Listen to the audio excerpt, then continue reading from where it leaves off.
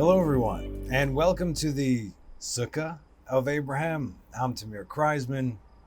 This is Parshat Vezot HaBracha.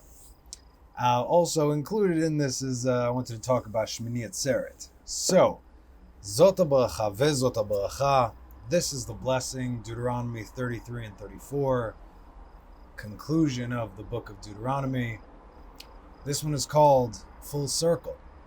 Now, I am in the Sukkah. I am outside.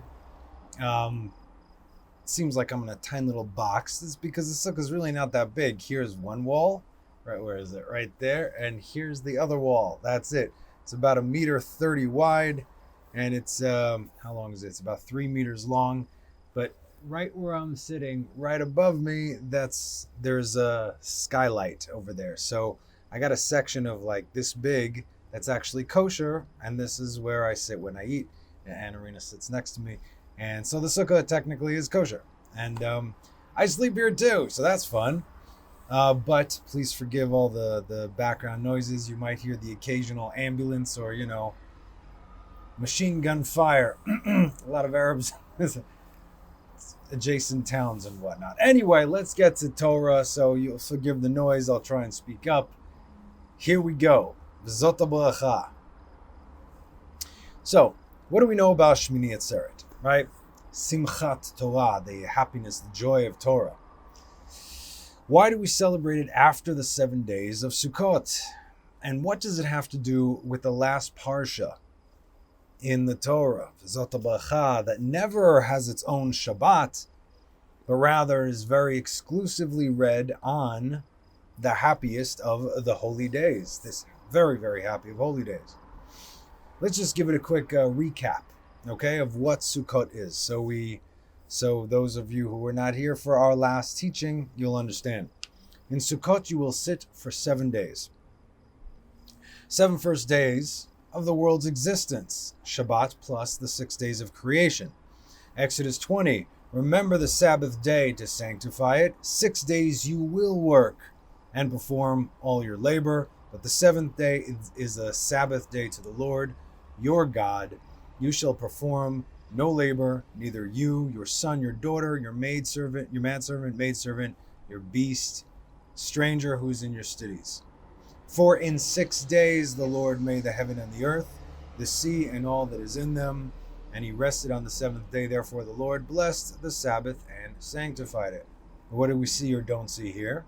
It never said that God created the 7th day. It just said that he rested on the 7th day. And so Shabbat existed before the world was, but also it's something we have to work for. We don't just get to have a Shabbat. 6 days you will work. The 7 ushpizin ilayin. What does the 7 ushpizin mean? What does ushpizin mean? Ushpizin is Aramaic for guests, and ilayin, ilui, high, very esteemed guests. Who are these guests? One for each day of the Sukkah. The first one is Avraham, Chesed, the covenant. 2, Isaac, Gvurah, the promise. 3, Jacob, Tiferet, the nation. 4, Moses, Hod, the rabbi, the prophet, the law. Now, again, the Zohar says that Moses is Hod. Other places say that Moshe is Netzach and Aaron is Hod, although Aaron is connected to Netzach, to mercy, which is underneath Chesed, which is the right side, and Hod is the fire. Aaron was water, Moses was fire, on the left side under Gvurah. In any case, this is how it is. Moses, Hod, the rabbi, the prophet, the law. Aaron, Netzach, the high priest, sanctity and holiness. Yesod, Joseph, the Holy One, the Tzaddik. And last but certainly not least, King David himself, Malchut, the king. So those are the 7, each one for their day. So we have 7 days. We also have the 7 clouds of glory, which we discussed last week. Ananei Kavod, one for each of the 4 corners of the world, one above, one below, and one encompassing. There are your 7. Now, why do we sacrifice 70 bulls over the course of 7 days? My lovely wife discussed this last week, I believe. And the simple answer is to atone for the 70 nations. That is the job of Israel. And it always was. In Genesis 46:26, we see just how many of Jacob's descendants descended to Egypt. All the souls coming to Egypt with Jacob, those descended from him, excluding the wives of Jacob's sons, all the souls were 66. So the 66 plus Ephraim and Manasseh, right? And then you also had Joseph over there. So that's 69. So who's the 70th? Well, it's God himself, of course. This is where we had to stop for Ha'azinu when we went over it. Was it last? No, it was 2 weeks ago, right? But in 32:8, because we read up to 32:7, 32:8 we read, when the Most High gave nations their lot, when he separated the sons of man, he set up the boundaries of peoples according to the number of the children of Israel. Okay? You can't miss this. In Hebrew, Behanchel Elyon Goyim, Behafrido, Lehafrid, Perushim, Pharisees, separate Bnei Adam, Yitzav Gvulot Amim. That says boundaries of peoples. Boundaries, also borders of peoples. Lemispar Bnei Israel, according to the children of Israel. Now, the nations are at the mercy of God based on how they treat Israel, as we know. But also, before we count the children of Israel's descent, earlier in Genesis 46, verses 3 and 4, and he said, I am God, the God of your father. Do not be afraid of going down to Egypt, for there I will make you into a great nation. I will go down with you. God is saying this to Jacob, and I will also bring you up. And Joseph will place his hands over your eyes. Behold, 70. Now you might be thinking, but how could this be? Why would God count himself as one of Israel? I mean, how could God count himself as one of Israel? Which is where we read the very next verse in Ha'azinu 32:9. Because the Lord's portion is his people, Jacob, the lot of his inheritance. That's one way to read it. Ki chelek Hashem amo Yaakov chevel nachlato. But the other way, an equally correct way to read this verse is, and go word by word, Ki chelek Hashem amo, because chelek, ki is because, chelek, part of, Hashem, God, amo, are his people, because part of God are his people, right? That's also very clear. Or my third and favorite way to read this, and still equally correct way of reading this, is that Ki chelek Hashem amo, because part of God is people. Remember, Hebrew is in reverse from English, or rather, English is in reverse from Hebrew, which gives us that God is of his people. What else does Sukkot represent? We build a tent outside in nature, or a balcony, whatever works, made up of wood and palm leaves, ideally, right? Then we take the 4 minim, the 4 species, the 4 kinds, and we make blessings on them. What do they represent? They represent the physical world. They also represent all of us, right? You got a tall, skinny one. You got a short, fat one. You got a floppy one. You got one that really smells good and one that doesn't smell at all. And the one that just, you got everything, all kinds. And you put them all together. You combine this with the natural world, the natural makeup of the sukkah itself. So now we take nature, we take this world, we take all the elements which actually represent Israel and the nations, and we elevate it through literally doing what God told us to do. And of course we know that nowhere in the Torah are the 4 species mentioned by name, nor are the measurements of how you build a sukkah. How do you know if it's a kosher sukkah or not? How would I know all these things? Right? This is, of course, the oral law. And despite the fact that the nations do not abide by the Torah whatsoever, they're still welcome into a sukkah. Now let's elevate it even more through inviting the esteemed guests. The ushpizin. representing what? The 7 Sefirot, which we have been learning for the last year. And let's not forget the fact that we are commanded to be joyous and happy on these days. So what does the number 7 represent? It's perfection, completion. So what happens on the 8th day? If something is complete and perfect, is there such a thing as perfect plus 1? Well, yes and no.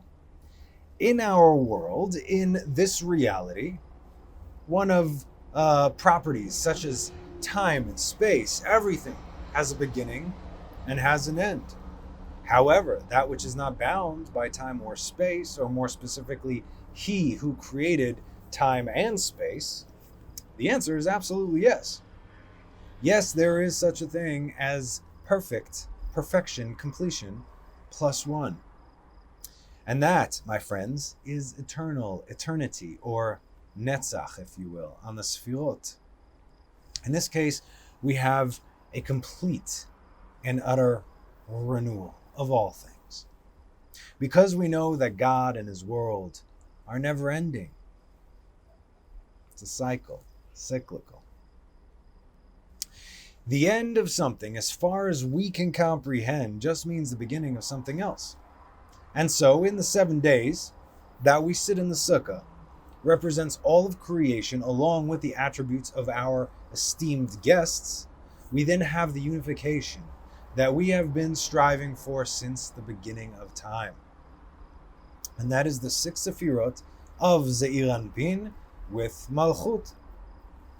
That's your 6 plus 1. So what's the meaning of 7 plus 1? What is the 8th day? Let's start with the basics, right? Genesis 17, the eternal covenant between God and Abraham. Okay, this is the what's 8? Okay, we know. This is my covenant which you shall observe between me and between you and between your seed after you, that every male among you be circumcised, and you shall circumcise the flesh of your foreskin, and it shall be as a sign of a covenant between me and between you. And at the age of 8 days, every male shall be circumcised to you throughout your generations that is born in the house, or one that is purchased with money from any foreigner who is not of your seed. This is the converts. Okay, we get that. Meaning, God knew that in the days to come, specifically in the end of days, there will be many who wish to join with Israel. And as we have discussed so many times, you can't just circumcise yourself and become one of Israel. Focus first on the man that the covenant was given to. Oh, okay, if I do this, no, focus on Abraham. Everybody misses that all the time.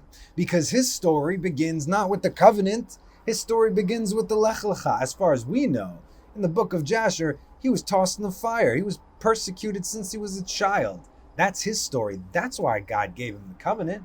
You can't just cut yourself and you're in. Leave everything, give up everything, undo everything.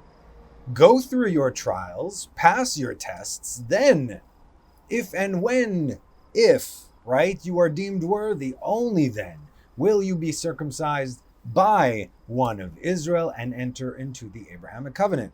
This is how it works. Now your journey really begins, because now you got the responsibility of Torah on you. And mind you, okay, Jews have to go through trials and tribulations as well. This is not news, as we know. Okay, so we gave one of the most quintessential examples of the biblical 8 that there is.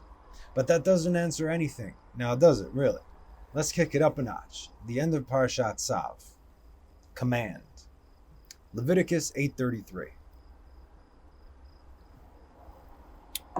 And you shall not leave the entrance of the tent meeting for 7 days. This is Moses speaking to Aaron before the inauguration of the Mishkan in the wilderness. Until the day of the completion of your investiture days, he will inaugurate you for 7 days. As he did on this day, so the Lord has commanded to do, to effect atonement for you. And you shall stay day and night for 7 days at the entrance of the tent of meeting. You shall observe the Lord's command, so that you will not die, for thus I was commanded. And Aaron and his sons did all the things that the Lord commanded through Moses. This is the end of Parashat Tzav, and now the beginning of Parashat Shemini, the 8th. And it was on the 8th day, Vayehi Bayom Hashmini, Kara Moshe La'aron Ulbanav Ulziknei Yisrael. This one is close to my heart. It's my Bar Mitzvah Parsha. And he said so to Aaron, take for yourself a bull calf and sin offering and a ram and burnt offering, both unblemished, and bring them near before the Lord. And to the children of Israel, you shall speak, saying, take a he-goat as a sin offering and a calf as a lamb, both of their first year, and both unblemished as a burnt offering. Wait for it. And an ox and a ram and peace offerings to slaughter before the Lord, and a meal offering mixed with oil.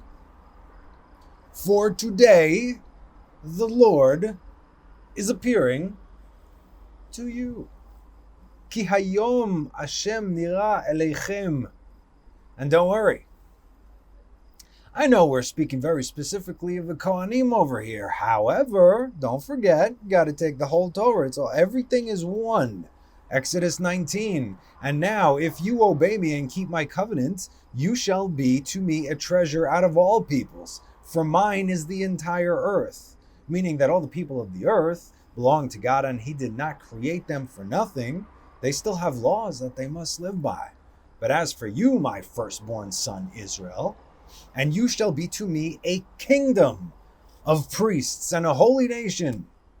These are the words that you shall speak to the children of Israel. So wow. So just like Aaron and his sons will be my priests to you, so too shall you be my priests for the rest of the world.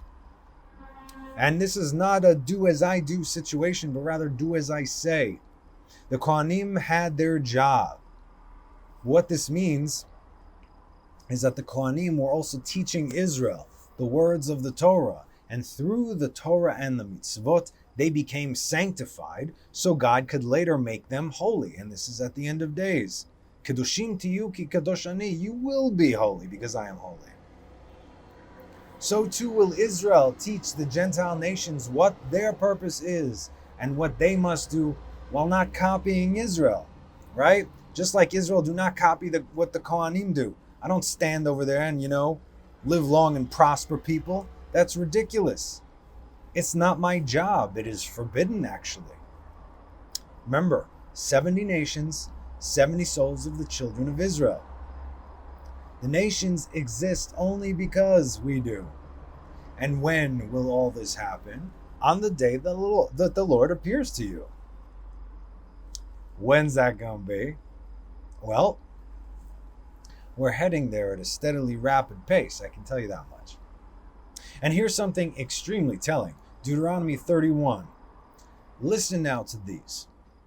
31:9. Then Moses wrote this Torah and gave it to the priests, the descendants of Levi, who carried the ark of the covenant of the Lord, and to all the elders of Israel. Even the order itself is perfect. Moses, Kohen, Levi, Israel. This is how it is. Moshe got the Torah. He imparted it to the Kohanim, who taught it to the Levites, who taught it to the rest of Israel. This is just how it works.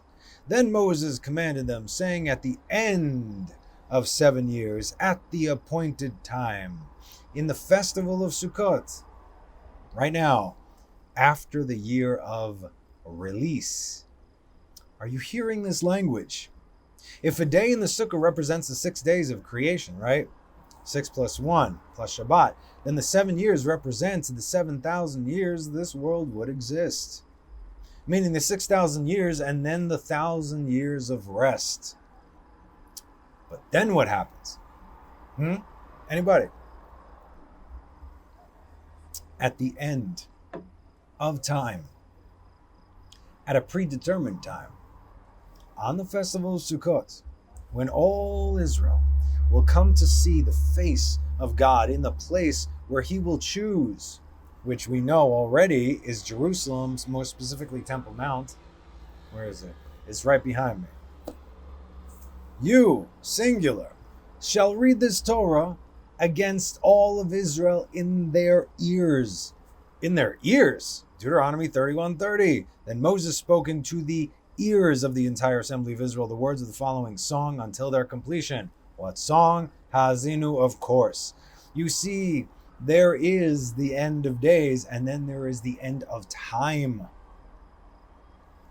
When the sun sets forever, This shall be read at the end of the 7th and the beginning of the 8th. It is the obligation of the king to gather all his people and read these words, thereby creating a new creation. You got to stay with me here. These 7 days represent a spiritual bubble within this physical world. We are given commands on how to observe these days, right? We know, okay, do this, you do that, you say this, you say that, no problem. I know everything. Great. Or, yeah. What about Shemini Atzeret? What do we do? How does one observe this day? What happened?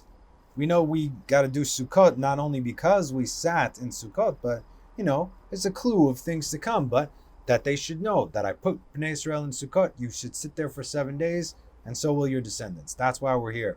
What happened on Shemini Atzeret? What is this day? Yalkut Shimoni gives a parable. This is likened to a king who throws a grand party for all the guests of the land, while the king's very own son is personally waiting and tending to all the guests' needs. Once the 7 days of partying are done, the king turns to his son and says, "My boy, for 7 days you have been concerned with all the nations, sacrificing so many animals, just really working around the clock to make them feel welcome for my namesake." Those are the 70 bulls, by the way, if you didn't get that. But now, let's you and me hang out, one-on-one, father and son. In fact, I got a 7,000-year-old bottle of booze that I've been saving for just this occasion. When Israel heard this, they sang Psalms 118:24. Zeh hayom asa Adonai nagila v'nismecha bo. This is the day that the Lord made. We shall exalt and rejoice thereon. What are we exalting here? Zeh hayom nagila v'nismecha bo. Bo what? On the day or God? Are we exalting the day or are we exalting God? Now King Solomon comes along and answers this question. Do we celebrate a day or God? The answer is Nagila v'nismecha bach, meaning in you, in God. Bach be'yeshuatech, in your salvation. Bach betoratech, in your Torah. Bach be'iratech, in your reverence. And why specifically did King Solomon, the wisest man to have ever lived, specifically add the word bach? Bet chaf, meaning in you. In you, in your salvation, in your Torah, in your reverence. Why did he add this? Rabbi Yitzchak gives us an answer. What's the answer? What is Bach, Bet, and Chaf? The numerical value of 22, representing the 22 letters of the Hebrew language. The same 22 letters by which the world and all of creation were spoken into existence. In other words, the focus of this day is not necessarily on the day itself, nor is it the focus on what God has done for us as far as miracles and wonders go, because nothing happened on this day yet. But we focus on the awesomeness of God and who God is to us, as well as the great anticipation of what will be. And He is the one who set this day for us, so we can party with Him. This is not creation. These are not nations. These are not even those dwelling in the borders of Israel. This is exclusively for the only reason that everything was created in the very first place. Israel. Without Israel, there is no existence. Genesis 1:1, the very first verse in the Torah, and the very first word in the Torah, Bereshit, at first. Bara Elohim et hashamayim v'et haaretz, right? At first. And right here in our Parsha, the last verse, and the last word and last verse in the Torah, Deuteronomy 34:12, and all the strong hand and all the great awe which Moses performed before the eyes of all Israel.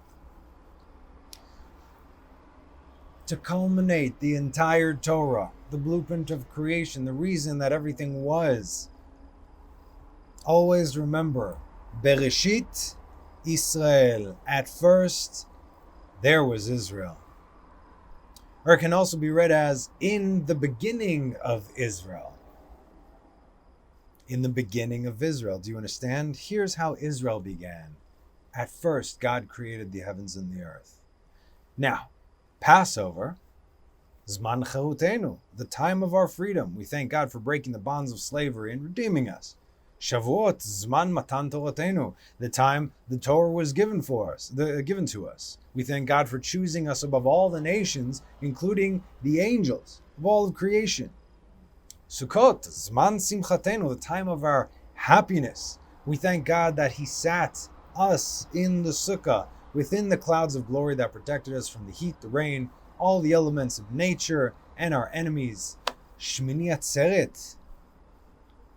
There's no definition because it does not exist in this reality.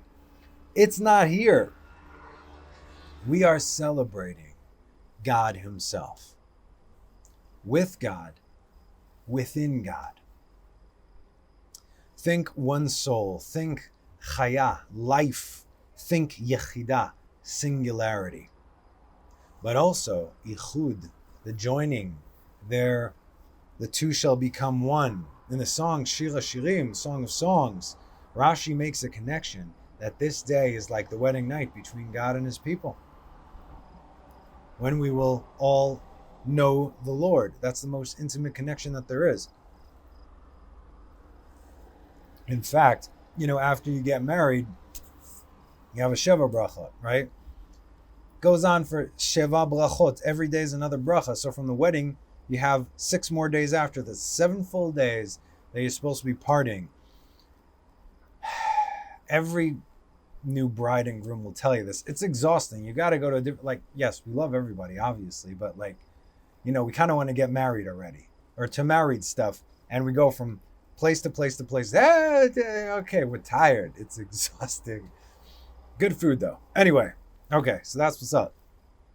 So that's after the 7 days. Then we could, finally. So why do we not have any commands on how to celebrate this day other than with joy? Because mitzvot on how to celebrate the holy days all have a reason for an event that happened, as we discussed. Now, this is yet to happen, or does it? When we truly comprehend this joy, to the best of our limited ability, of course, we place ourselves outside of space and time, in the dimension that is relevant to this day. And this day is relevant to no one else. You see, God is our joy. His Torah is our joy. Watch us fuse together over here. So if our happiness is dependent upon mitzvot that we fulfill, what does it mean when we don't have any mitzvot to fulfill? Or a better question is, when will we not have any mitzvot to fulfill? This is a hint, okay, for the world to come. We will be beyond the Torah as we know. Not that it will ever be done away with, chas v'shalom. I'm not even saying that. But because it will be part of us and we will be part of it, placed in our minds, written on our hearts, we will quite literally become fused with the Torah of God. There will be nothing else. There will only be one. There will be the oneness. Are you doing mitzvah? No, I am the mitzvah. Do you understand? Jeremiah 31:33. And no longer shall one teach his neighbor or shall one teach his brother, saying, know the Lord. For they shall all know me, from the smallest to the greatest, so says the Lord. And incidentally, so you understand our connection with God, the Torah, and all of existence, 2 verses later it also says, if these laws depart from before me, says the Lord, so will the seed of Israel cease being a nation before me for all time. If Israel do not fuse with Torah, Israel ceases to exist. If Israel ceases to exist, there's no point for anything in the world to exist. You understand? The world stands because Israel lives the Torah. That's why God made it so that, you have to toil day and night, study day and night. Yeah, there are people here that study day and night, but again, it's daytime here, it's nighttime in the States, and vice versa. Nevertheless, come to Israel. It is also said and understood by Rabbeinu Yonah that Simchas Torah is unlimited when it comes to time and place. And this is illuminated during Shemini Atzeret. That there's nothing but happiness. That's all there is. There's only the goodness of God. And how do we feel that this is like the world to come? By the fact that a foreigner will not interfere in our affairs. This time is very personal. In fact, the Vilna Gaon discusses in Proverbs 31:25, which is Eshet Chayil, woman of valor. You see, to God, Israel is the Eshet Chayil. It's really about Israel, but we sing it to our wives every Friday night. Strength and beauty are her raiment, and she laughs at the last day. Oz vehadar levusha vatischak leyom ha'acharon. Now, what is Oz? Oz is might. This is Rosh Hashanah, Yom Kippur. Next, Hadar, beauty, Sukkot, Pri Etz Hadar, right? It says take the etrog. It's not a lemon. It's like it's an etrog. I don't even know what it is in what it's called in English. But how do we know that it's an etrog? Why not take an orange, take a tangerine, take a pomelo, right? It says take a Pri Etz Hadar. How do we know that it's an etrog? Torah Shabbat Peh. Thank you. Anyway, Hadar, Oz, Rosh Hashanah Yom Kippur, Hadar, Sukkot, Levusha, this is what she will be wearing, Vatischak, Leyom Acharon, what does he say? Leyom Acharon, Shemini Atzeret, Va'ita Ach Sameach, you shall be extremely happy on the last day. And why, pray tell, is Shemini Atzeret called the last day? Because we're no longer in this world.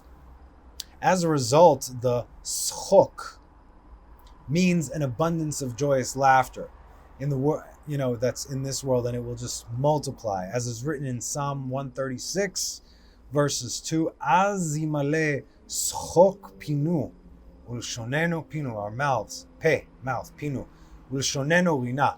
Okay, our sages say, then our mouths will be filled with laughter. It's only translated to laughter, but it's not tzchok with a tzaddik, like Yitzchak, to laugh. He will laugh, Yitzchak. It's Ischak. Our sages say that a man cannot fill his mouth with tzchok, with a shin, but it's a sin in this world. Not until the day of Mashiach, because then they will say among the nations, Az yomu bagoim, higdila Adonai la'asotim ele. The Lord has done great things with these. It's a clear separation. Let's get a better idea of what the word tzchok actually means. Like I said, it's not tzchok, it's not your average laughter, it's something beyond. Rather, laughing in abundance with the purest form of joy. It kind of happened to me once. That was, the Revelation thing. Different, anyway. Did I mention that? I don't know. I didn't mention everything. Some things you got. And so, what's the difference between schok and simcha, and happiness? One of our sages, his name is Hagaon Baal Shoel Umashiv, the Gaon, the genius, who is the Baal HaShoel Umashiv, he who asks and answers. He says, happiness, as we know it, is very limited and restricted, condensed, metzumtzam, just like God did at Tzimtzum. So we can't be anywhere near God, because if we are near to Him in His trueness, which we can't even begin to comprehend, we can't exist. So, but schok comes from sochek, which means extra joy. This, he's saying this. It is from my understanding that this particular laughter, listen up, comes when something is revealed suddenly and surprisingly. Amen. As is written in Psalms 2. Why have the nations gathered, and why do kingdoms think vain things? Kings of the land stand up, and nobles take counsel together against the Lord and against His anointed. What are you, crazy? Let us break their bands and cast off their cords from us. He who dwells in heaven, was that God, laughs. Yoshev bashamayim, Ischak, Adonai ilag lamo. The Lord mocks them. Then He speaks to them in his wrath, and he frightens them with his sore displeasure. But I have enthroned my king on Zion, my holy mount. This is Melech HaMashiach. All the nations are going to come to Israel and claim, this is mine, I want to hear, because they understand the power that's here. That's why they're not letting us build it up right now, because they want it. But they won't be allowed to do so, right? I mean, they won't succeed. They're going to come, though. They all come expecting to be right, expecting their reward. You Jews don't know nothing. Let me tell you really what the Bible says. He who dwells in the heaven laughs, the Lord mocks them. That's when everyone is going to hear the word spoken. I'm continuing, I will tell of the decree. The Lord said to me, you are my son. This day I have begotten you. Coinciding with God telling Moses to declare to the ruler of the nations at that time, and you shall say to Pharaoh, so says the Lord, my firstborn son is Israel. Look, I have begotten you. The psalm continues in verse 8, request of me, and I will make nations your inheritance, and the ends of the earth your possessions. How is that possible? Well, first, Psalms 24. The land and the fullness thereof are the Lord's, the world and those who dwell therein. For he founded it upon seas and established it upon rivers. And of course, what we discussed earlier, Deuteronomy 32:8. When the Most High gave nations their lot, when he separated the sons of man, he set up the boundaries of peoples according to the number of the children of Israel. Because the Lord's portion is his people, Jacob, the lot of his inheritance. Okay, on this day, he says, the secret connection between God and Israel will be revealed. And it will be known to the world that God chose Israel over every other nation. And my friends, nothing says it better than Parashat Vezot HaBracha, because this is the blessing. Take a seat. Vezot HaBracha asher berech Moshe ish Elohim et bnei Israel lifnei moto. And this is the blessing which Moses, the man of God, blessed the children of Israel right before his death. No other person is dubbed Ish Elohim in the Torah, man of God. Not only that, Moses is also the only person called Eved Hashem, the servant of Hashem, as he was for the last 40 years since the burning bush. And so, how much greater has he grown since then? Exponentially, I would say. This is the man who is blessing the children of Israel. It's not just Gesundheit, God bless you. No. And so we know that someone who is called a man of God by God himself, someone who is called the humblest man to have ever lived, the highest prophet to ever live, surely whatever he asks for, whatever he blesses the children of Israel with, will indeed come to pass.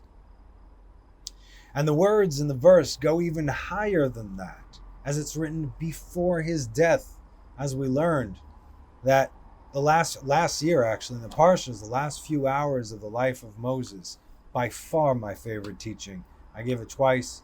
Check it out. I highly recommend it. It was just the last few hours of Moses' life right before his death, and then his soul, and God is just... I found myself when I was reading it for the first time, I noticed like I'm just crying on the book. Anyway, we also know that a deathbed confession carries a very significant weight with it. And that's why when the Most High, when the Most High gave Moses all the secrets, right? When he was on Mount Sinai, he hid them all, almost all. He revealed what he could, but now he's revealing everything. On your deathbed, that's when you kind of just let it all go. When we go, we leave everything behind. And there's also a wonderful hint as to the levels that Moses was able to reach and impart to the children of Israel, as we have used since that day forward to invoke God's mercy and loving kindness in a formula brought to us by Moshe Rabbeinu. We said it so many times during Rosh Hashanah and Yom Kippur. It's what gets us by. And these are the 13 attributes of mercy. We can see this in chapter 34, verse 6. And he, God, buried him in the valley in the land of Moab opposite Bet Peor, and no person knows the place of his burial until this day. Why do we not know the place of Moses' burial? Because God knows how quickly people like to worship man as God. Very simple. Vaikavor oto bagai ba'aretz. Now, the word bagai, which is the valley, is missing an aleph. It's spelled Gimel Yud instead of Gimel Aleph Yud. Gimel Yud Aleph, excuse me. That's how you probably spell it, leaving us with the letters Gimel and Yud. Gimel and Yud give the numerical value of 13. Gimel is 3, Yud is 10. And so God buried Moses, bagai, within the 13 attributes of faith and mercy. And here it is, ladies and gentlemen, our command, our legacy, our responsibility. Torah tziva lanu Moshe, morasha keilat Yaakov. The Torah that Moses commanded us is a legacy for the congregation of Jacob.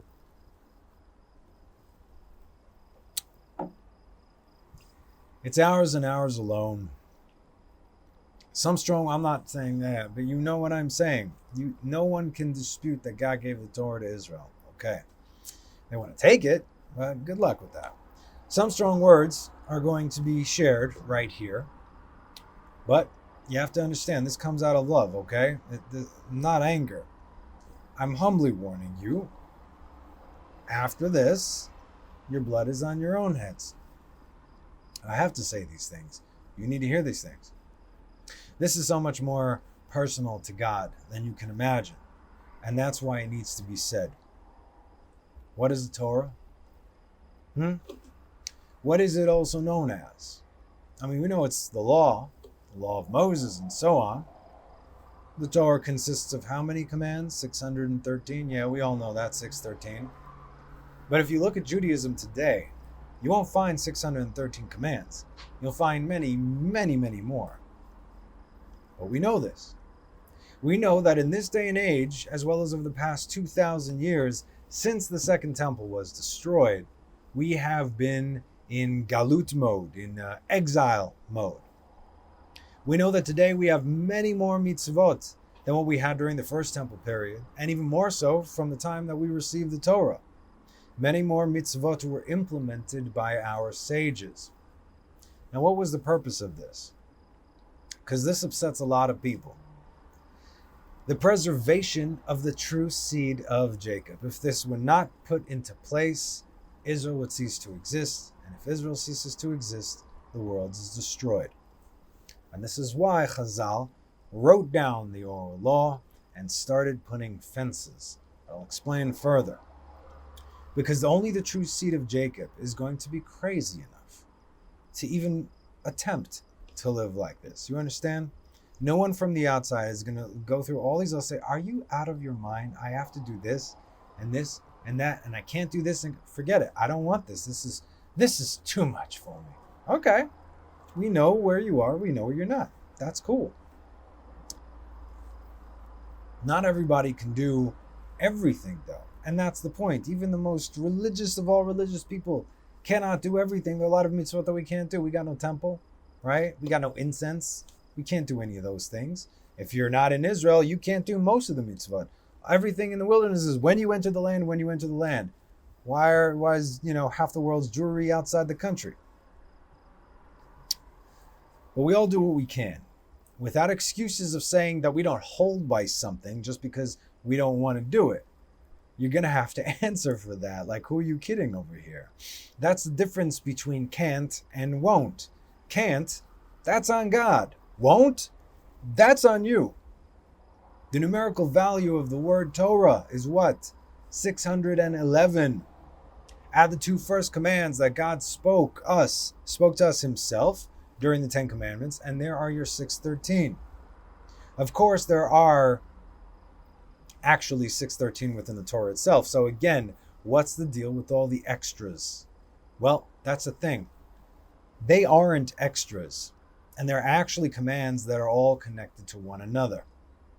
While the Shekhinah has been hidden for the last 2,000 years. Remember, the Shekhinah was exiled with Israel. It resides in the soul, the nefesh, and the neshama of every Jew. We have to do more to make up what was missing. Okay? Back then, you say a bracha, fireworks go off in the sky or something like that. You could see and feel the energy that was emanating from the temple. Not the second, the first one. But we're not anywhere near the levels of spirituality today, as even the most commoner of Israel was back then, let alone our great sages. I mean, these people, forget it. Anyway, and so, what is Torah likened to? What is the Torah? What's it likened to? A tree, maybe, right? But not just a tree. The tree of life. Same thing. You want to look at the circumcision. You want to do the circumcision, but you don't want to look at the man who earned it. You don't want to live like Abraham. Look at the tree, okay, and you'll understand the Torah. Let's look at the tree. Why is it called a tree? Okay, we'll look at it for our own good right now, not just quote verses without any understanding of them. Yes, it's the tree of life. Those who grasp onto it shall live. Wonderful. Anybody could say that, but what does it actually mean? A tree consists of roots. I failed biology, by the way, but I know this. A tree consists of roots, branches, twigs, stems, shoots, leaves, and of course, fruit. Now you think that's it, right? What's in the fruit? Seeds? What happens to the seeds when they are planted and watered? They grow roots, a trunk, branches, twigs, stems, shoots, leaves, and more fruit. Does every tree have only one piece of fruit? Do you understand why God himself chose to define Torah as the tree and its commandments as branches, which can be broken down into twigs, stems, and shoots, and each one can be planted and grow, whose leaves provide shade and protection for those who cleave to it, whose fruit provides sustenance for those who eat from it. And if you follow the tree's roots, you'll get to water. Each seed of each fruit is its own tree. Each branch, each shoot. This is why when you learn even the smallest and seemingly most irrelevant halacha that could have absolutely nothing to do with you, nothing to do with your lifestyle, even in this millennia. Okay, a guy's donkey fell down, your neighbor's donkey fell down your hole. What do? How much you pay him? Whose fault is it? Why am I learning this stuff? Because you don't even know what you're doing when you learn this stuff. You're ripping apart the heavens. It's not only as if you're reading Torah while hugging on to the trunk, but you are actually eating of the fruit of the tree of life itself. And the sustenance it gives you fuses with you. It becomes you. You become it. You are what you eat, they say, right? Yeah, this is true. And that's also the kosher laws, right? And finally, only a true son of Israel would look at all the halachot and see them as more opportunities to serve God. I could serve God like this and this and this and that. Oh my goodness, there are endless ways to serve God, whereas anyone else would only look at them as a burden. This is how you can tell the difference between who is who. Even today, many Jews complain, yes, this is true, all these halachot, in Shabbos it says, don't do work, shamor v'zachor, that's it. But now we got 39 avot melacha, 39 laws of what is work. And then they break down and they break down and they break down. How are there so many laws in Shabbat? You see it as so many restrictions, while a son of Israel would be like, wow, I can actually keep the word of God in so many different ways. Do you see the thinking? This is the thinking. Not how can I get out of it, how I can do more of it. This way you gain mitzvot every second of every day. Just the fact that you know that, okay, now on Shabbat I will not do this, and you're conscious of knowing that you're not doing it, you are purposefully keeping the word of God. Don't you see? Whew. Anyway, this is the Torah that Moses commanded us, not them. Torah tziva lanu Moshe morasha keilat Yaakov, a legacy for the congregation of Jacob, right? Morasha keilat Yaakov. Now in the Talmud, here's the fruit, Masechet Psachim 49 bet, it says, Al tikri morasha ela meorasa. Meaning, do not read it as a legacy or as an inheritance, but rather betrothed. Meoras is betrothed. Is this over here? Yeah. Meoras is betrothed. Meoreset. And so are sages, based on everything that we can read in the plain text. And I quote, this is what they say, that a Gentile who does not convert, or not for the sake of conversion, and toils in Torah, that doesn't mean learn, by all means, absolutely learn Torah, read Torah, but rather one who attempts to perform their mitzvot, their sentence is death. Because this is the same concept of one taking the betrothed of another man. The Torah was given to us, not to the nations. Just like God separated the light from the darkness, so too, I'm still quoting him, so too, he separated Israel from the nations in order to give them the Torah. Now, I've warned so many people about this many times, to stop playing Jew. In most cases, when the nations do attempt, I say attempt, to either celebrate or do whatever, it's not according to halacha anyway. I'll be honest with you guys, okay? It's kind of like, it's like playtime. Oh, this is cute, you did that, but that's not how it's done properly, so technically it's not being kept. So, like, you know, the miniature teacups and whatnot. So it can somewhat be excused. Nevertheless, no Gentile, though, is ever to properly keep Shabbat according to halacha. That's a death sentence, okay? It's the same thing with tefillin. And tefillin's, technically speaking, a whole lot easier to do. This is for your neshama. Why am I telling you this? I don't want to do this on anybody's head. I'm just letting you know. Now you do whatever you want. See, if they consider themselves Israel, that's on them, and then that's between them and God. But if you actually learn the halachot, the same halachot that, you know, they want to keep, it's good to be educated to know exactly what it is that you're doing. I'm just relaying information. Like I said, I'm humbly concerned because I speak to many of you, okay? That's why I'm doing this.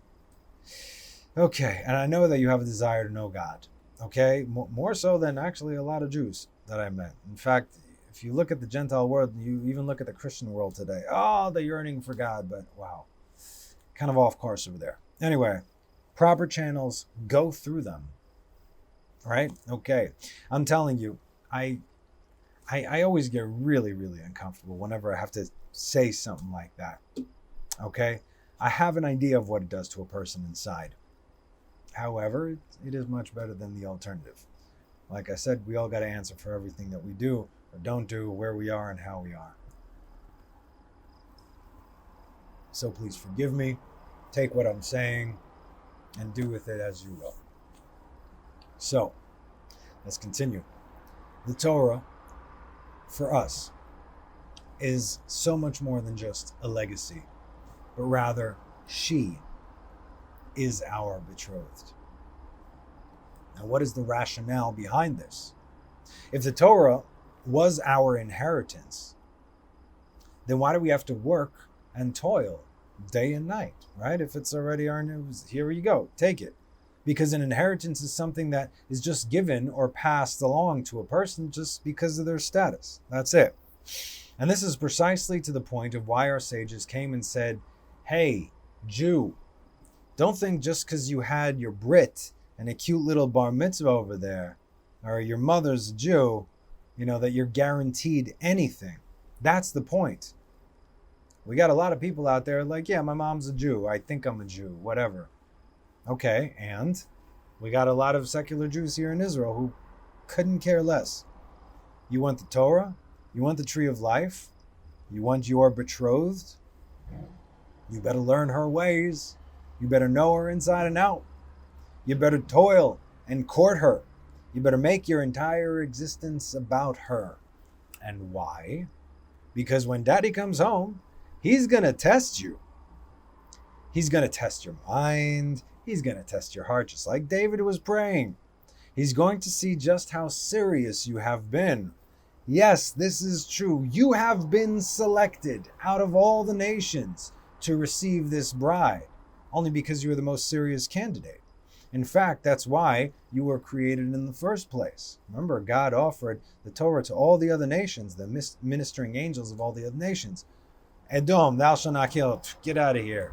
Ishmael, thou shalt not steal. Forget about it. Come on. So, here we go. We're left with Israel. Now, 70 Shema. So tell me, Jew, what have you done for me lately?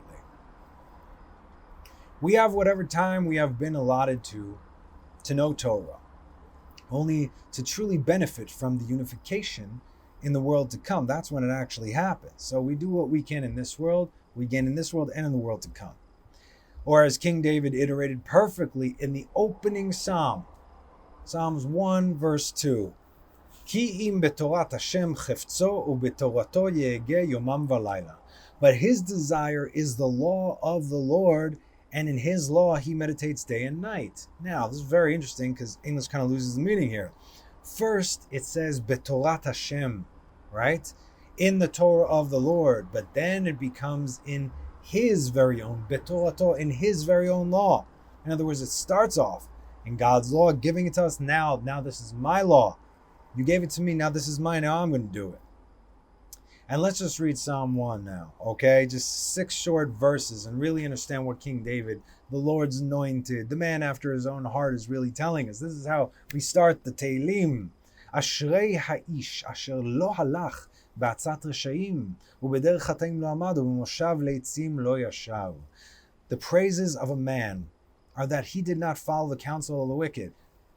First, just don't follow the counsel of the wicked, and already you're on the right side.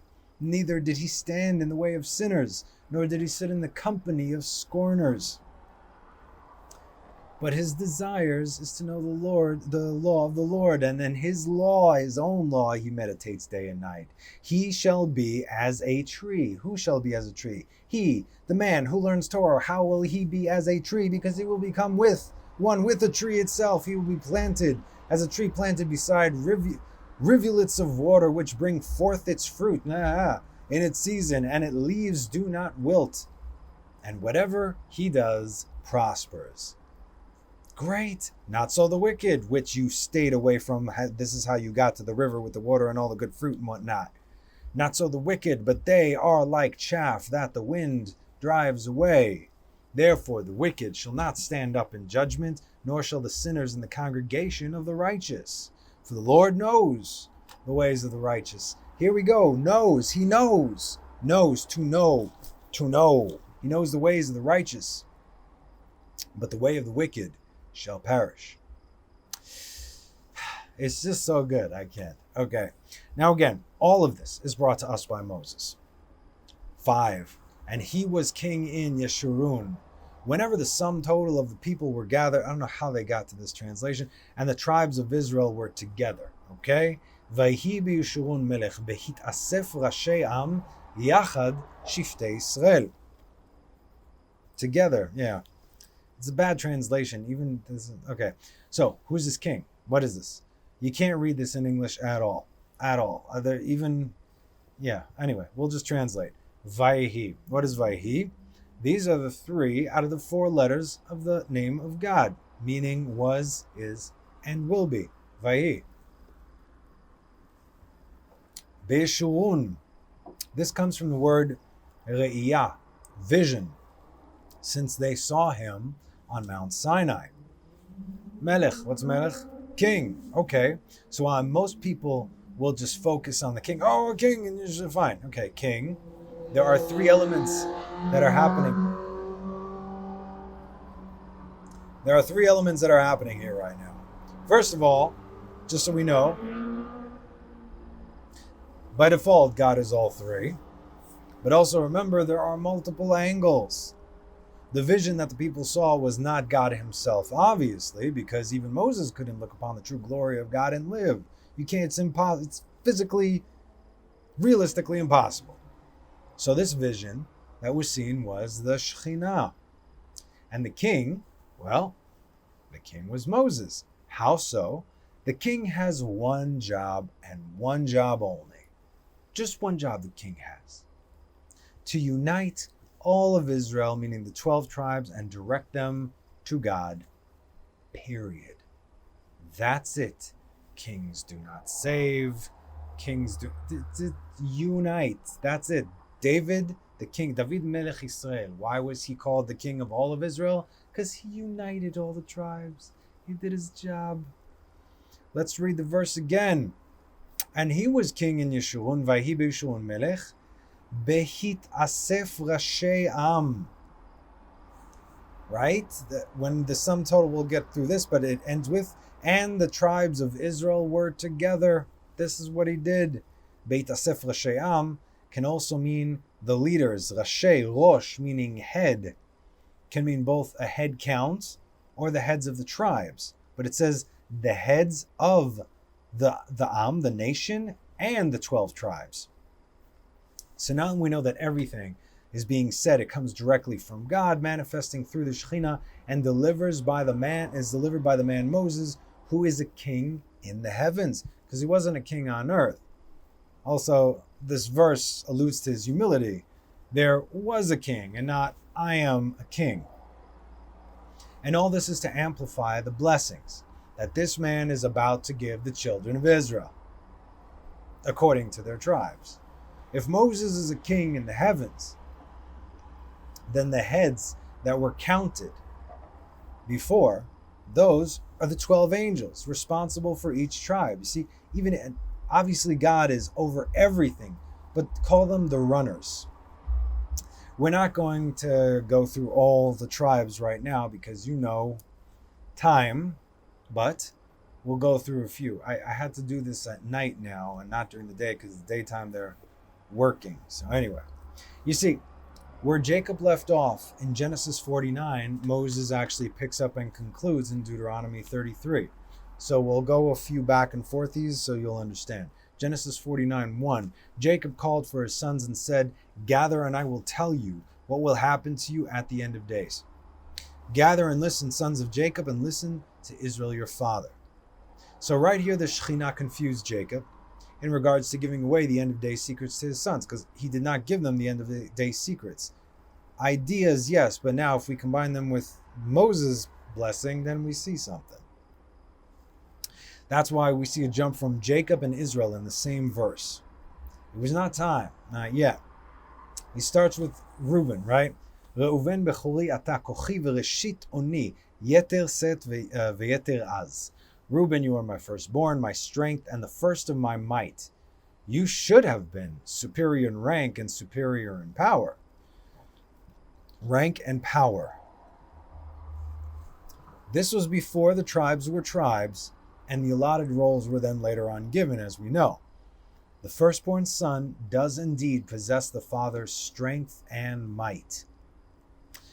So is the case with Reuben, who is destined to be king and high priest.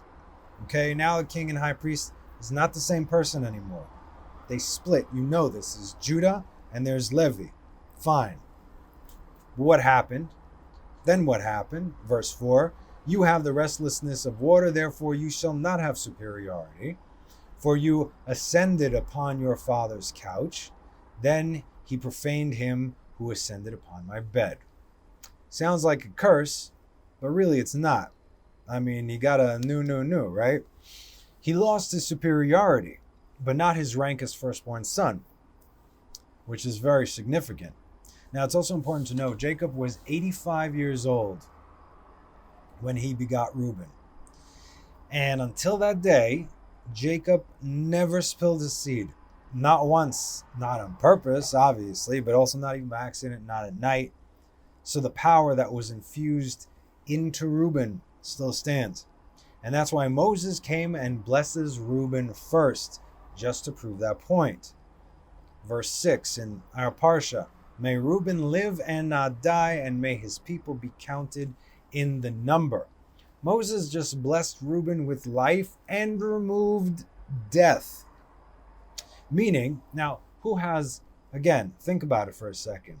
Did Moses really bless him? He did bless him, but Moses doesn't have the authority to remove death from anybody.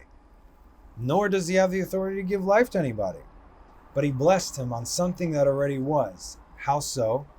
What did Reuben do? Reuben did tshuva. We'll see. Oh, see, God gives life and death. It's only God. And God is the only one that redeems. So, meaning, what about death? He removed the death, meaning that the Satan would have no room for accusations as to what he had done back in the day. So Reuben definitely has a place in the world to come, in this world and in the world to come. And may his people be counted in the number, meaning that all of the tribe of Reuben will rise in the resurrection of the dead.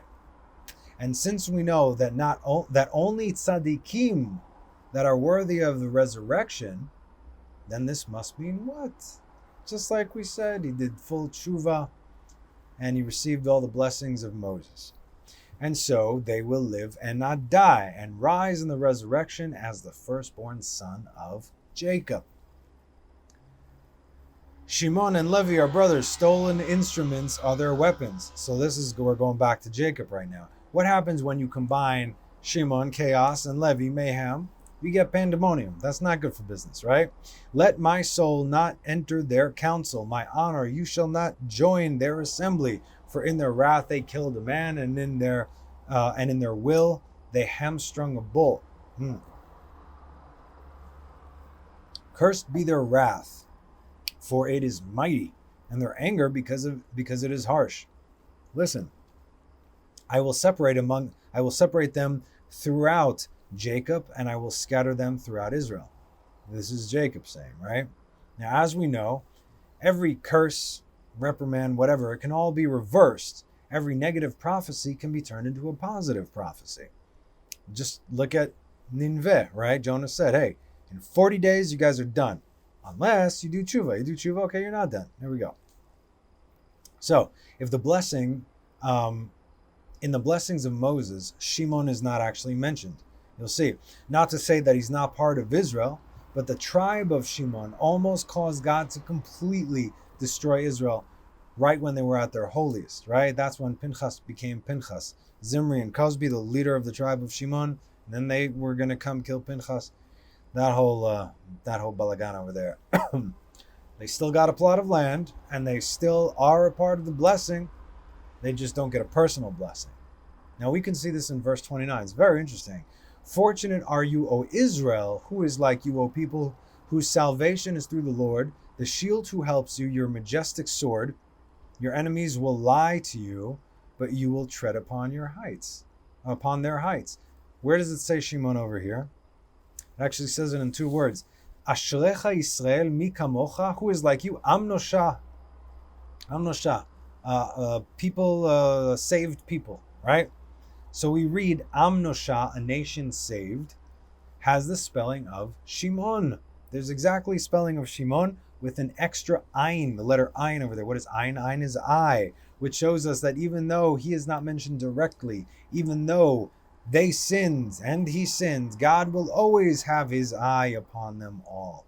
Furthermore, if you look at the old maps, right, of where the plots were, you'll see that the plot of Shimon is completely within Judah, right? It's Judah, and then Benjamin is over there. They kind of split Beit HaMikdash, more so the Holy of Holies on Benjamin, and Shimon is like stuck right there in the southwest, just a circle with inside of Judah.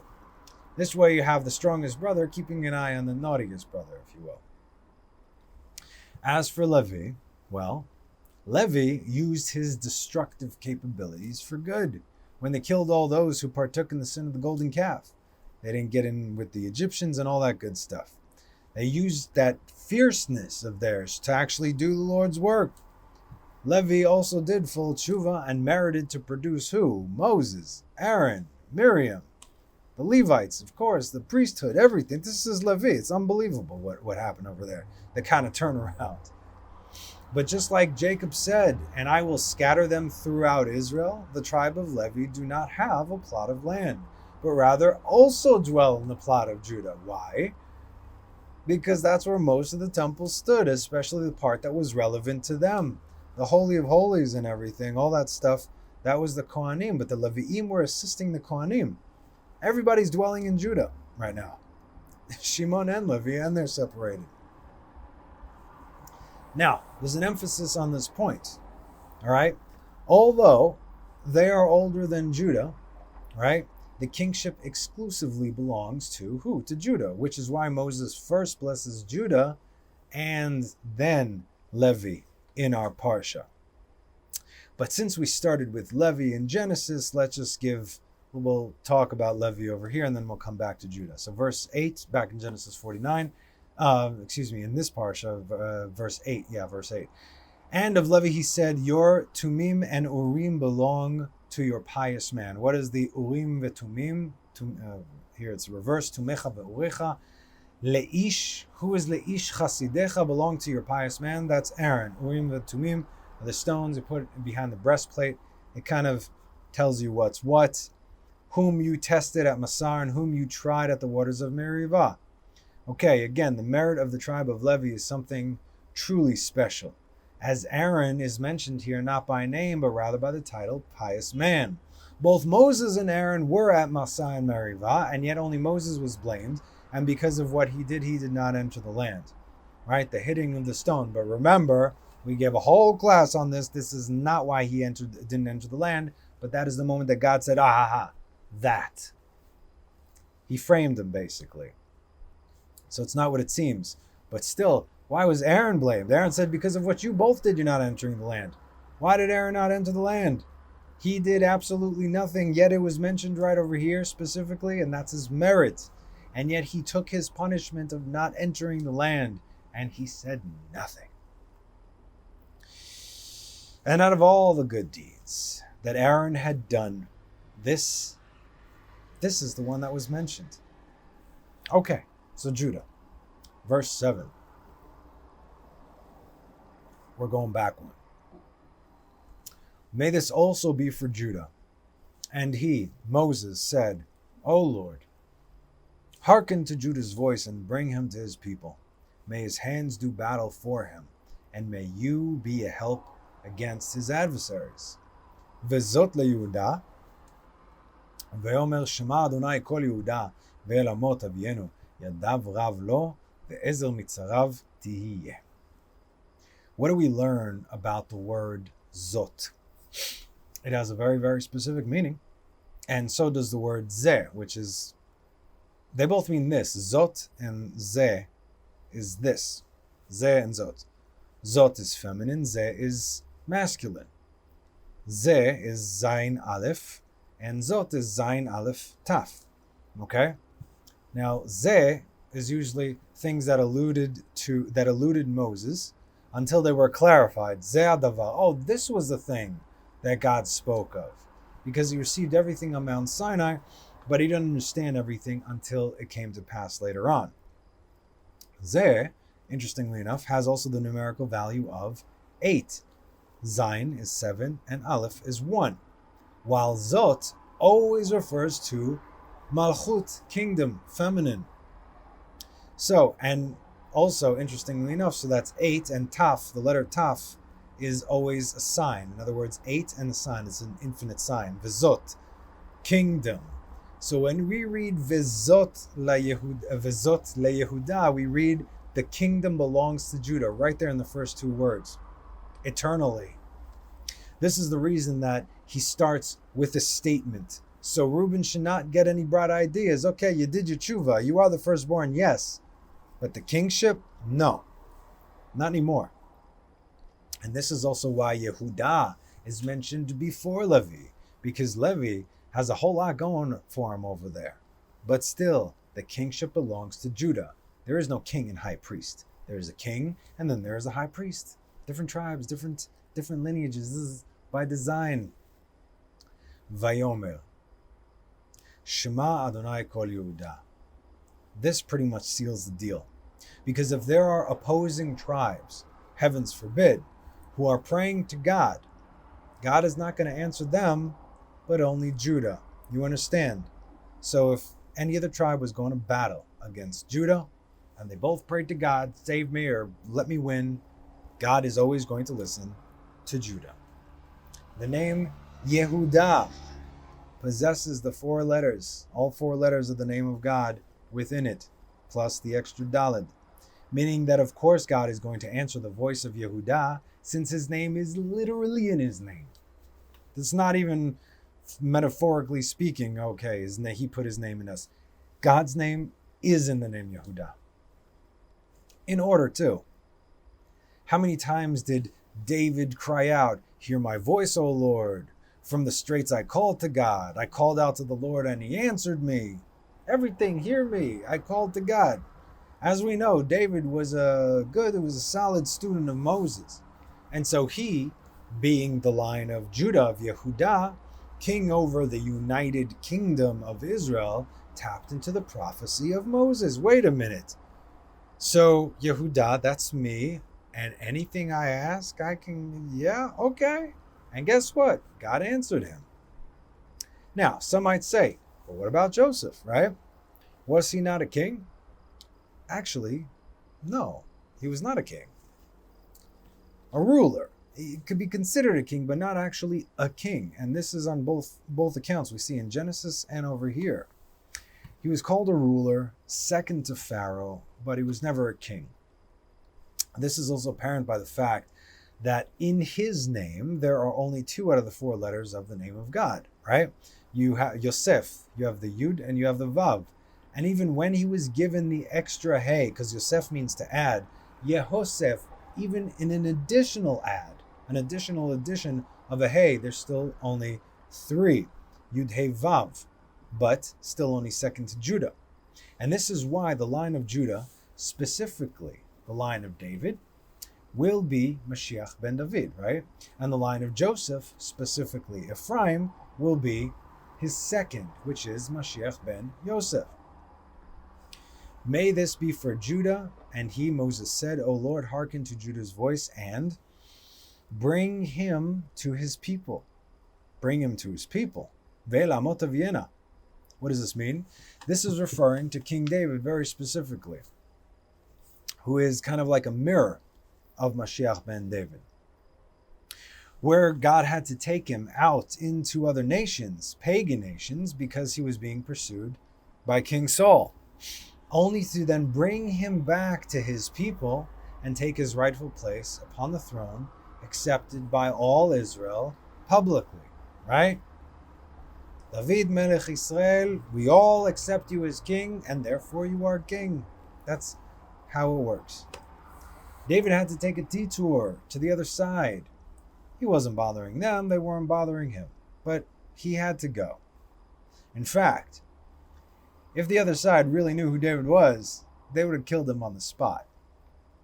But both Ben David and Ben Yosef were called to descend into the klipot for the sake of momentary camouflage. Okay? So they can go and so that they can come back. Same thing. Jacob had to descend into Egypt, into the mother of all klipot, and Israel would emerge. This is how it works. And when the time comes and the blinders are finally lifted, Genesis 49:8, Yehudah ata yoducha achecha, yadecha ba'oref oivecha, yadcha ba'oref oivecha, vishtachavu lecha b'nei avicha. Judah, as for you, your brothers will acknowledge you. They will. Your hand will be at the nape of your enemies, and your father's sons will prostrate themselves to you. A cub and a grown lion is Judah. A cub and a grown lion is Judah. From the prey, my son, you withdrew. He crouched, rested like a lion, and like a lion, who will be crazy enough to rouse him? You know who's going to rouse him, right? It's the nations coming against Israel. And if there's any doubt, since the days of Jacob, to whom belongs the throne, Lo yasul shevet miYehudah, the scepter shall not depart from Judah. Very simple. Nor the student of the law from between his feet, until Shiloh comes, and to him will be a gathering of peoples. Okay, so I asked you this question a long time ago. Who is Shiloh? This whole thing. Now, it's very obvious from the verse, but let me just add this from our Parsha, and you tell me what's going on over here, okay? That's it. Whew. The scepter shall not depart from Judah, nor the student of the law from between his feet, until Shiloh comes, and to him will be a gathering of the peoples. And he was a king in Yeshurun, whenever the sum total of the peoples were gathered, and the tribes of Israel were together. Who's Shiloh? The tribe, or the line of David, gives us King Mashiach, and Shiloh, Moses, and the students of the law, will return in the end of days. And that's right, in the end of days, Israel are all going to be law-abiding citizens.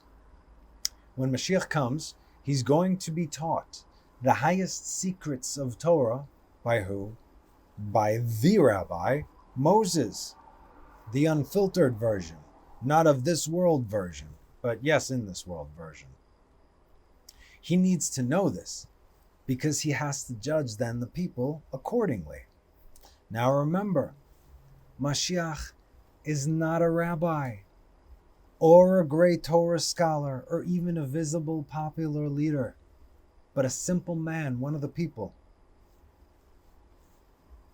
That guy. He needs to learn Torah too, but he's going to get obviously extra help. So he can then make order out of all the chaos and bring back Israel to God and not push them away from God. Now, these prophecies are more relevant to us today than at any other time in our history. We've already discussed why so many times. Ma nishtana. Okay. And in order for us to make it to the 7th, we need to first survive the 6th, obviously. And in order for us to make it to the 8th, we need to break through the 7th. This is when the reality of this world comes to a close.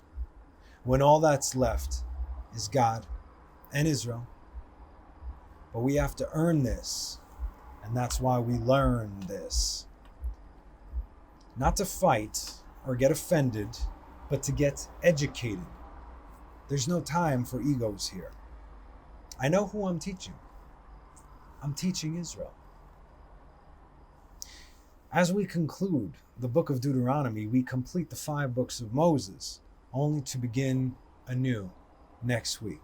Genesis, where it all began, right? Now this cycle may seem repetitive, but you have no idea the kind of spiritual walls you're tearing down every second spent in Torah. You don't believe me? Why? Because it makes no sense to do the same thing over and over and over and over and over again?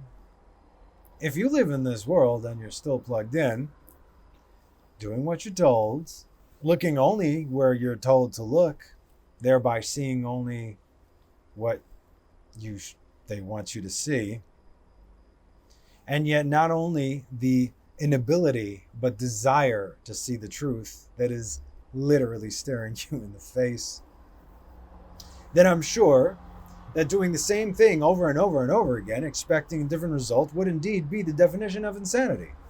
So said Albert Einstein, a fellow tribesman. You see, I can respect caution, but I will not respect your fear, because that's yours. You deal with it. And so if you actually are able to hear what I'm telling you, you will undoubtedly know that the more you do the same thing over and over and over again, specifically speaking of Torah related things, of course, each time you do it, hear it, perform it, obey it, speak it, think it, you're tearing something down. Joshua 6:1, let's read. And Jericho had shut its gates and was barred because of the children of Israel. None went out, none came in. You don't even know what's written like in Hebrew. Vericho sogeret umesugeret. Whew. Bolted shut. Think of Jericho as the last major strongholds of the enemy.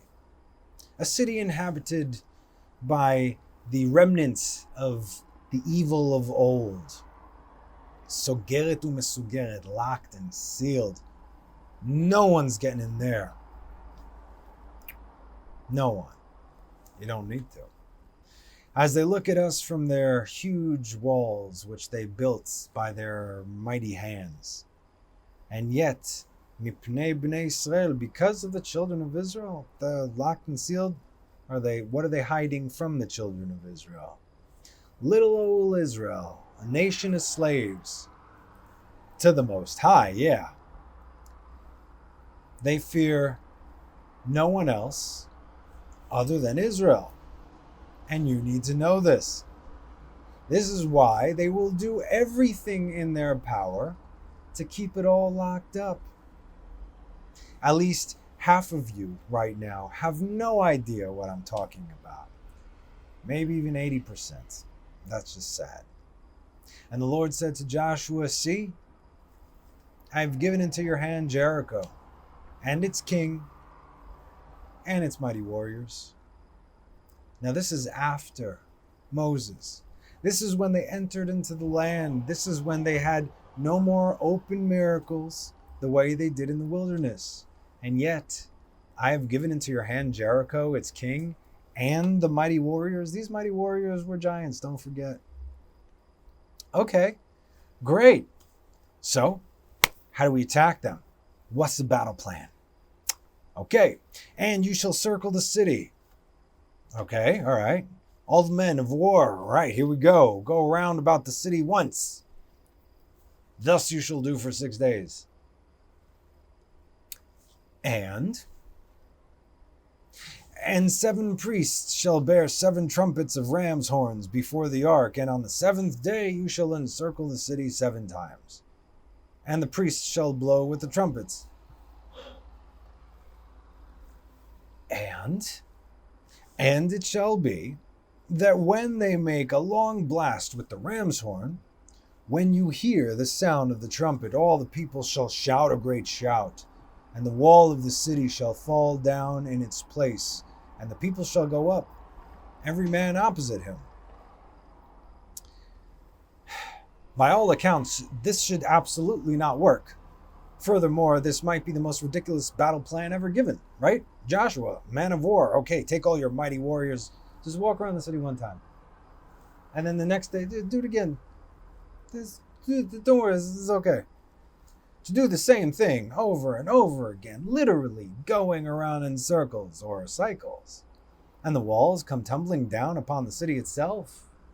Ooh, insanity, madness. To the world, yes, but to Israel, it was a Sunday. And do you think it's a coincidence that this is given to us shortly after the passing of Moses, at the end of our Parsha, and the end of the 5 books? Here's the cycle for you. Look what you're tearing down. This happened in real time. Every time we go through a cycle, we prep the heavens, the earth, as we walk in silence, while being mocked by our tormentors in their high towers. Yeah, we might feel silly at times, and most times things won't make sense at all. But never forget who gave the order. Never forget who's really in control. If you let fear or doubt rule you, then where's your faith in God? You no longer serve Him, but your own fear. It's also a form of idolatry, is it not? Trust in the Lord. Complete the cycle. Start again. And before you know it, these walls of reality will come crashing down upon the very heads of those who built them. This message right here, this is being put out between Yosef and David of the days of the Ushpizin. Yesod and Malchut. Here's your connection. This has always been our purpose. This message is meant to unite us as a nation, so we can then reunite with God. And thus concludes the book of Deuteronomy. Am Yisrael, chazak, chazak, v'nitchazek. Thank you for joining me. Have a Chag Sameach, really, really Sameach, and a Shabbat Shalom. See you all next week for Bereshit. Bye-bye.